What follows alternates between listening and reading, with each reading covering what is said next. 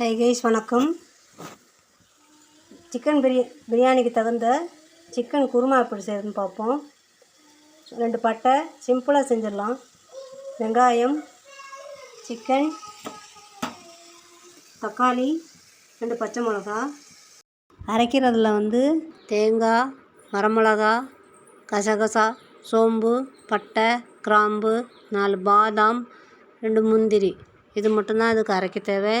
இதை நைஸாக அரைச்சி அடுப்பில் சின்ன குக்கரை வச்சு 2 பட்டை, கிராம்பு, அப்புறம் இந்த வெங்காயம் அதை நல்லா தாளித்ததுக்கப்புறம் நல்லா வதங்கினதுக்கப்புறம் தக்காளி போடுவோம்.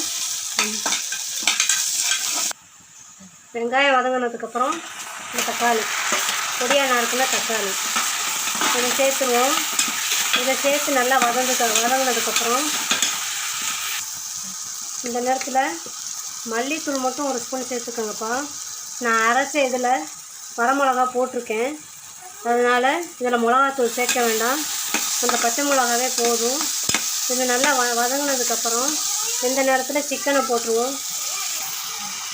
இந்த நேரத்தில் உப்பு போட்டுருங்க. உப்பு போட்டு ஒரு வதக்குனதுக்கப்புறம் இந்த அரைச்ச விழுது இதில் சேர்த்துருங்கப்பா. சேர்த்துட்டு தேவையான அளவு தண்ணி ஊற்றிட்டு நல்லா கலந்து விடுங்க.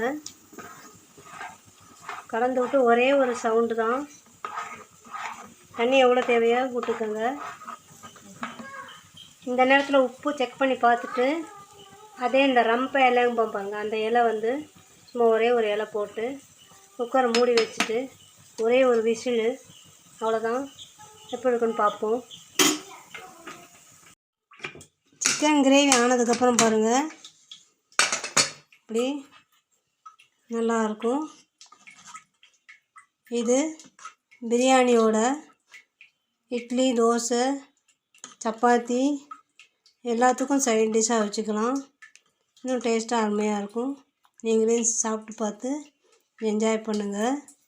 சேனலை மறக்காமல் சப்ஸ்கிரைப் பண்ணுங்கள், லைக் பண்ணுங்கள், கமெண்ட் பண்ணுங்கள். நன்றி, வணக்கம்.